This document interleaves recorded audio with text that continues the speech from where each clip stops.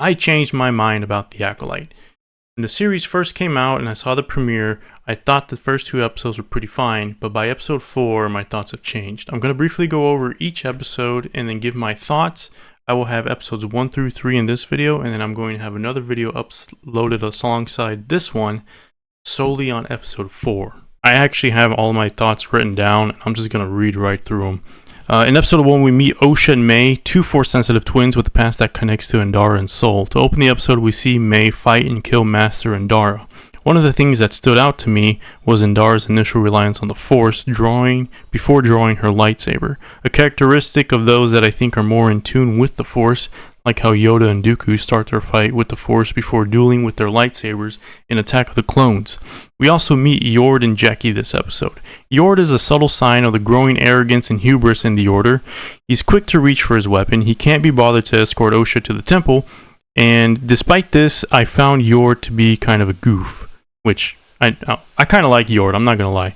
Jackie is a growing pupil that seems to notice the small actions of her colleagues and takes interest in those actions. Jackie kind of comes off to me as like an observer, which I think is really interesting. I really like that detail.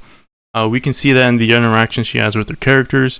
We can see it in the things she notices, like when she notices Soul looking at the hologram of Osha, but I think that's in episode 4. But still, it's a nice little detail that I like. Overall, I think this was a solid first episode in the series. I like that there were noticeably more aliens and the sets felt immersive with attention to detail. This is going to be a nitpick, but I didn't like the use of the word paycheck by Osha. It's words like that take me out of the fantasy a bit and remind me of my dreadful reality.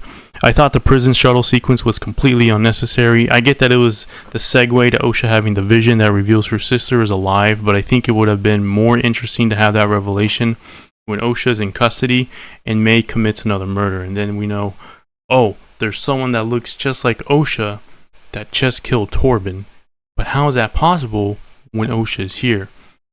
And then they find out. This could have also allowed for some time to get into a little more depth with the relationship between Soul and Osha. Also, the red lightsaber guy sounds like Ultron. I could have sworn it sounded like David Spade when I first heard that voice. So I really like that. All in all, I thought this episode was a solid start to the Acolyte series, and I look forward to seeing these characters more. Yeah, I know a lot of people had issues with like the dialogue and the fighting. I think the choreography is one of the highlights of this show, honestly. The dialogue, I don't have too much issue with, at least in the first 2 episodes. I know that whole like attack me with your full power, but I think that was like a moment where they were self-aware. Because immediately after she said that, the table, or the characters sitting at the table with Endara burst out into laughter. Because it's like who says that? It's weird. So I think they know that line was like corny. There are other issues with the dialogue in later episodes that I'll get into. Moving on to episode 2, we can see May attempt to assassinate Torben. After a failed attempt, she retreats and has her accomplice make a poison. This is Chimere, who I believe is the Master. Her initial break-in causes enough of an alarm to send news to the Jedi Temple on Coruscant. Soul travels to Alega with Yord and Jackie. When they arrive, May has re-infiltrated the temple and persuades Torben to take the poison. He says, "We thought we were doing the right thing.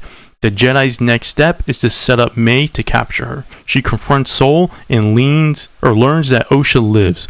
The episode hints a little more at the past with May and the Jedi.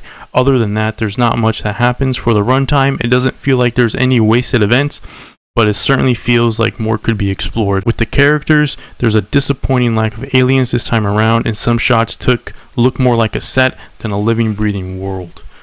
Kind of sucks that it looks like there was a great amount of care and attention put into the production design and the aliens and all these other aspects of this first episode, and then immediately with the second episode, there's a drop in quality. It kind of sucks, but I don't know. That's been an issue with me since Kenobi. Even a bit, I think a little bit of Book of Boba Fett. Mandalorian has looked better in my opinion for maybe season 3, but I think season 3 still looked pretty solid. Either way, this is just unacceptable when it comes to Star Wars. Star Wars is known for pushing the boundaries and innovating when it comes to its visual and sound and audio effects, and that should not be sacrificed even in television. So this is something that I really hope Disney addresses in its future Disney Plus series for Star Wars, and even the MCU, honestly, but my hopes aren't very high. Episode 2, I felt pretty alright about it. Those are kind of my thoughts. I really think these first few episodes are what they're taking their time to set up the characters, to set up, the story. So I know it doesn't immediately drag everybody in. I get it. But I think after these episodes are set up, then they should really hit the ground running. I was expecting that with episode 3, but it didn't happen. Here's why. We see Osha and May as children back in their homeworld in episode 3. The only interesting thing here is the mystery of what went down at the Coven Temple. Anastasia and May have the same marking on their head, a connection I think we'll see again later in the season. Also, if you notice in episode, I think 1, when Osha crash lands on that planet and she has that vision of May, May has black eyes. In this episode, we see Anastasia possess Torben and his eyes turn black. I think there's a connection there that we're going to see in episode 5. Keep an eye out for that in episode 5. I did like seeing the dynamic between the twins, and it's clear that May is unhinged with anger issues. There is an issue with this later on. Although the episode is slow, I think it showed what it needed to. The Coven, a hint at an unnatural birth of the twins that caught the Jedi attention, and the stark difference in personality between the twins at a young age. It's annoying that they keep dangling the mystery of this event and tiptoeing around it, but I guess that's the point of the series. That's really my thoughts on the first 3 episodes. I don't know. So they chose the episode 3 to be the the backstory of the twins and the Coven on purpose. That's why they didn't show it at the beginning of the series. Or the way they're telling the story is just kind of feels unorthodox. It just feels weird. But once I see the season in its whole, then I think I'll have the complete picture, and then I'll be able to have my final judgment on how that played out. Episode 4, watch the next video. I'm gonna go in a little hard on this episode because I was pretty frustrated with it and pretty disappointed. Episode 5 comes out this week. I'm gonna have a lot of high expectations. So if it doesn't meet those expectations, I'm gonna be going in hard again. So keep an eye out for those videos. These are my thoughts on the first 3 episodes. I started off liking the series quite a bit. Episode 3 was a little slower, but it needed to tell this part of the story. I don't think it was executed as well. I think there were some, just some of the moments were just slower between the characters. I think the series started off pretty solid, but now it's been dipping for me. I know there's been a lot of issues. There's been a lot of controversy around this show. To be honest, I think a lot of it is blown out of proportion. Things with Ki-Adi-Mundi's age, the Witch Coven bringing to life twins. If you notice in episode 3, when Coral and Anastasia are talking, Anastasia goes, "I created them," and then Coral goes, What if they find out how you created them? Now, to me, that speaks that they manipulated the Force. They did some sort of dark voodoo magic with the Force, and that's how they created the twins. That's how they created Osha and May. A lot of people had issues with this because they're like, it ruins Anakin. It ruins his origin. It doesn't make him special. Look, I get it. I love Anakin. He's my favorite character. But he was made by the will of the Force, and that alone. He wasn't made by Palpatine. He wasn't made by Plagueis.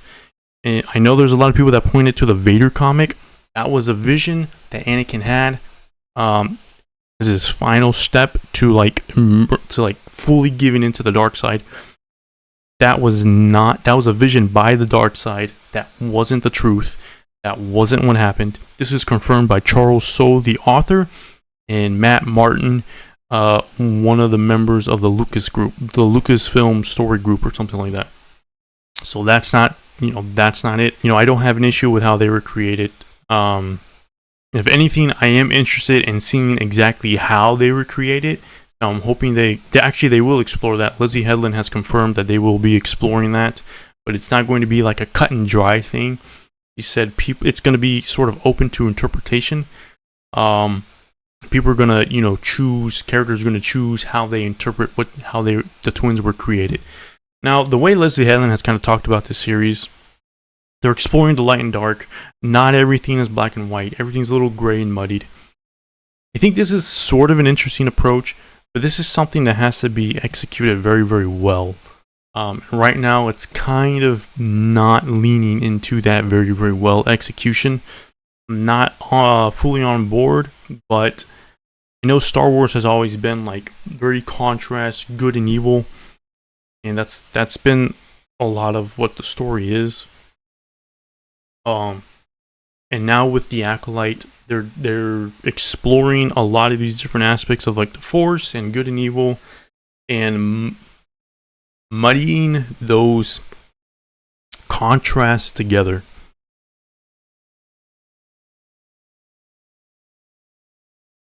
I think it's a